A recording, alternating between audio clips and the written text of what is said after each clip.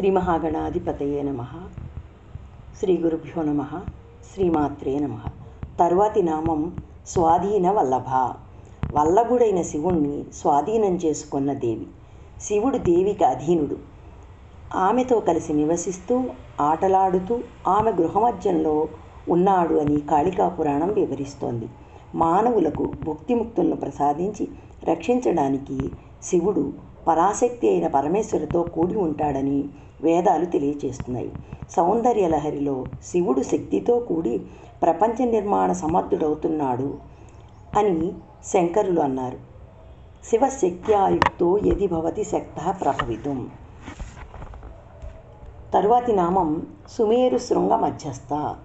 ఈ నామం నుండి 61వ నామం వరకు శ్రీమాత నివాస స్థానాలని సూచింపబడ్డాయి. శ్రేష్టమైన మేరువు సుమేరు.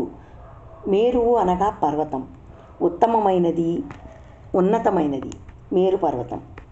అలాంటి మేరు పర్వత శిఖర మధ్యభాగంలో దేవి నివసిస్తోంది అని శ్రీ లలితా సప్తరత్నంలో చెప్పబడింది.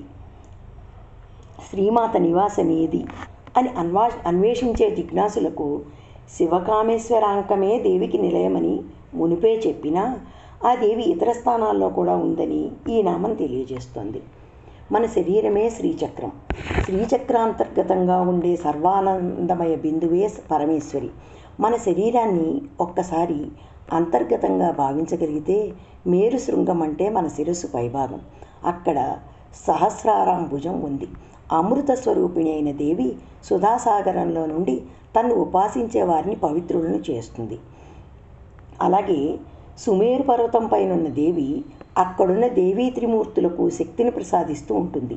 ఓంకార స్వరూపిణి అయిన దేవి 3 శృంగాల మధ్య నుండి బ్రహ్మ విష్ణు శివులను శక్తిమంతం చేస్తోంది. దేవతా నిలయమైన మేరు పర్వతం చర్మచక్షువులకు కనిపించదు. సర్వభువన వ్యాపిక అయిన దేవి అదృశ్యంగా ఆ ప్రదేశంలో నివసిస్తోందని భావం. ఈ చర్మచక్షువులకు గోచరం కాని ఆ రూపం ధ్యానమగ్నులై అంతర్ముఖులైన వారికి మాత్రమే గోచరిస్తుంది. తరువాతి నామం శ్రీమన్నగర నాయిక. శోభాయుతమై మంగళకరమైన నగరం శ్రీమన్నగరం. ఆ నగరానికి దేవి నాయిక. శ్రీమత్ పదం చేత శివప్రదం, లక్ష్మీయుతం, శాశ్వత శోభా సమన్వితం అని గ్రహించవచ్చు. లలితాదేవి శ్రీమంతమైన నగరానికి అధిరాజ్ఞి అని, ఆమె ఉండే ప్రదేశం ఎప్పుడూ శ్రీయుతమై ప్రకాశవంతంగా ఉంటుందని ఈ నామం చాటి చెప్తోంది. మన శరీరమే శ్రీమన్నగరం. అష్టాచక్ర నవద్వార దేవానాం పూరయోధ్య. అష్టచక్రాలు 9 ద్వారాలు కల మన శరీరం దేవతల పురం. అది ఇతరులకు జయింప శక్యం కానిది. మన శరీరంలోని ఇంద్రియాలన్నింటికీ ఒక్కొక్క దేవతా అధిపతి. మనస్సునకు చంద్రుడు, కంటికి సూర్యుడు, ముఖమునకు అగ్ని, చెవులకు వాయువు. ఆ విధమైన అధిపతులైన ఇంద్రియ దేవతలకు నిలయం మన శరీరం. దేవతా నిలయమైన శరీరానికి దేవి సాంగత్యం చేత శ్రీ లభిస్తుంది, అంటే ప్రకాశత్వం లభిస్తుంది. దేవి ఆదేశానుసారం ఈ దేవతలు ఇంద్రియాలు ప్రవర్తించవలసినది. అందుచేత శ్రీచక్ర నాయికగా శ్రీ విద్యానగర దేవతగా జగన్మాత విరాజిల్లుతోంది. తరువాతి నామం చింతామణి గృహాంతస్థ. చింతామణి అనే పేరు గల రత్నాలున్నాయి. అవి కోరిన కోరికలను తీర్చగలవు.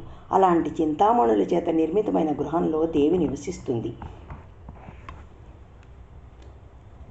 దేవీ భాగవతంలో మణిద్వీపవాసిని అని దేవిని వర్ణించటంలో చింతామణి రత్న కాంతి సర్వత్రా వ్యాపించి ద్వీపంగా ఉన్నదని భావించాలి. దేవి చింతామణి అనే మంత్రానికి అధిష్టాన దేవత. ఆది వ్యాధులని మనం వింటూ ఉంటాం. ఆది అంటే మానసికమైన చింత, వ్యాధి అంటే శారీరకమైన బాధ. వ్యాధిని నివారించగల వైద్యులు ఉండొచ్చు, కానీ ఆదిని నివారించగలవారు లోకంలో లేరు. మానసికమైన చింతను దూరం చేసే శక్తి పరమేశ్వరికి మాత్రమే ఉంది. చిత ప్రాణం లేని శవాన్ని మాత్రమే దహిస్తుంది. చింత ప్రాణమున్న శరీరాన్నే దహిస్తుంది. చింతనను నాశనం చేసే గృహం దేవీ నివాసమని భావం. తరువాతి నామం పంచబ్రహ్మాసన స్థిత. పంచబ్రహ్మల చేత నిర్మితమైన ఆసనంలో దేవి ఉంది. చింతామణి గృహంలో 5 బ్రహ్మల చేత నిర్మింపబడిన ఆసనం ఉంది. దానిపై దేవి ఆసీనురాలై ఉంటుంది. ఆ ఆసనానికి బ్రహ్మ, విష్ణు, రుద్ర, ఈశ్వరులు నలుగురు 4 కోళ్ల వంటివారు. సదాశివుడు బల్లపరుపుగా పడుకొని ఉంటాడు. ఆ సదాశివుని దేవి ఆసీనై ఉంటుంది. శివాకారే మంచే పరమశివ పర్యంక నిలయాం అని శంకరులు సౌందర్యలహరిలో వివరించారు.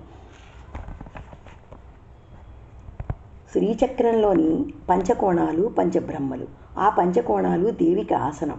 పంచభూతాలు, పంచబ్రహ్మలు, సద్యోజాత, వామదేవ, తత్పురుష, అఘోర, ఈశానులనే పంచబ్రహ్మ మంత్రాలకు దేవి అధిష్టాన స్వరూపిణి.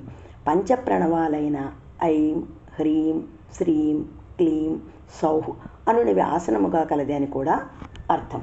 శ్రీమాత్రే నమః.